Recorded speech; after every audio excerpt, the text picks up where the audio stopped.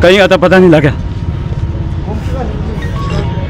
परेशान होकर के घर आए 3 साढ़े 4 बजे, फोन आया पुलिस कर्मचारी का कि आपका बच्चा वहाँ पर है खुदाना जंगल में। तो ऐसा है जी, कई बार उसके घर भी आया वो और उन्हें बकवास भी करी। उसने ये भी कहा कि जाते सरपंच का पति है वो। अनिल गांव छिछड़ाना ने उसको न जाने क्यों किस ढंग से ब्लैकमेल करके उसका सुसाइड के लिए मजबूर कर दिया। नहीं, पति के साथ नहीं, पति के साथ था। अभी 40 लाख की बात कर रहे, पता नहीं कितना दिए होंगे कितना नहीं दिए होंगे, मैं इस बात का कहता था नहीं। पैसे जो हैं ज़बरदस्ती देने के लिए मजबूर करता था। हम वहाँ दूसरे गांव में बैठे, वो दूसरे गांव में बैठे, अब बच्चे कर रहे हैं अपना काम कर रहे हैं कि कौन पूछता, किसी से पूछता क्या। उसके फादर को भी पता नहीं था, वो अलग था, अपने फादर से अलग रह रहा था। अलग कोई पैसा लेना देना नहीं उसके साथ, क्योंकि वो गालियाँ देता था। कई बार आकर के उसकी जो घरवाली है ना, लड़की को कहता था कहाँ गया वो साला कुत्ता डेढ़। आत्महत्या या फिर षड्यंत्र या फिर ब्लैकमेलिंग मामला है पानीपत के गांव छिछड़ाना का, जहां एक डाक कर्मचारी ने आत्महत्या कर ली। और इस बात का पता इससे चलता है कि उसके पास एक सुसाइड नोट पाया गया है, जिसमें उसने गांव के सरपंच पर ही आरोप लगाए हैं।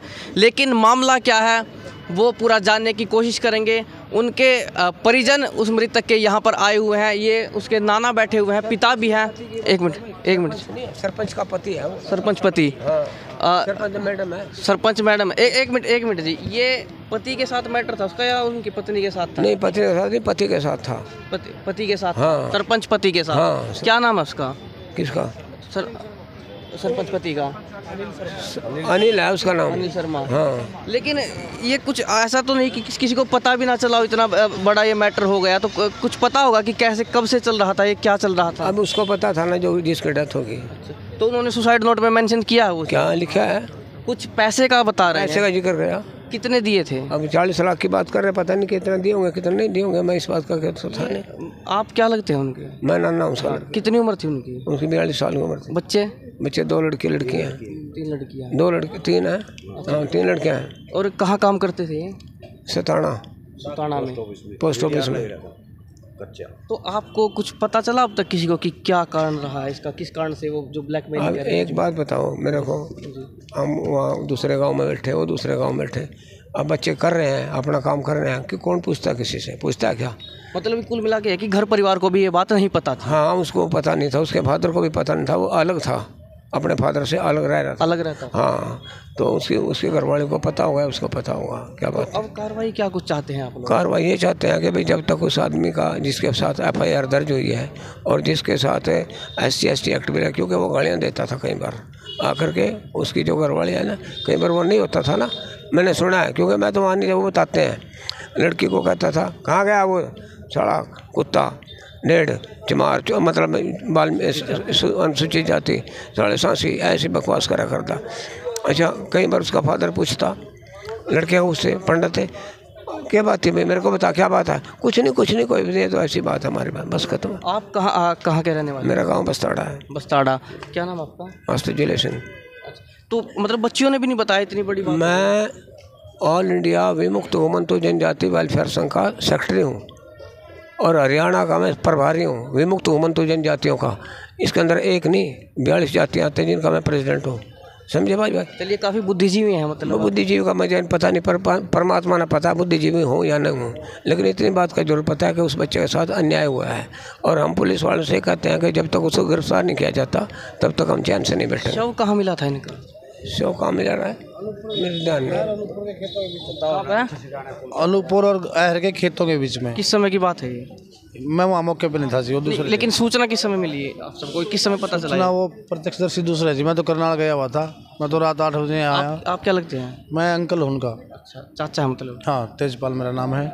मैं तो करनाल किसी कार्य से गया था, 8 बजे मुझे सूचना मिली, तो मैं 9:15 बजे यहाँ इसमें सरकारी अस्पताल में आया था। तो यहाँ से पता चला कि बॉडी को यहाँ छोड़ के हम गांव चले गए हैं। जांच की भी मांग की जा रही है इसमें कि शव यहाँ पर ना उसका पंचनामा करवाया जाए, कहीं और करवाया जाए, ऐसा भी सुनने में आ रहा है।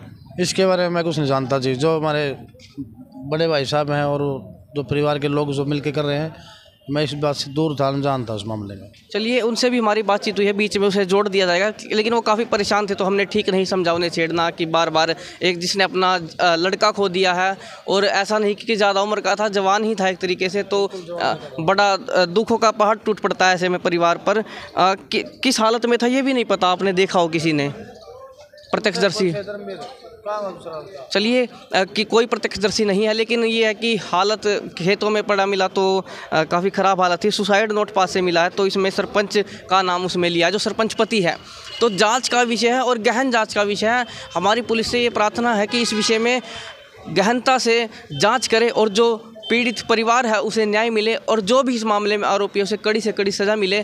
हम ये पुलिस प्रशासन से अपील करते हैं और आपसे भी कि इस घटना के बारे में ज़रूर लिखकर बताएं कि ये क्या कुछ मामला, और वीडियो को शेयर करें। मैं हूं आपके साथ अभिमन्यु शर्मा। सर, क्या कुछ मामला था?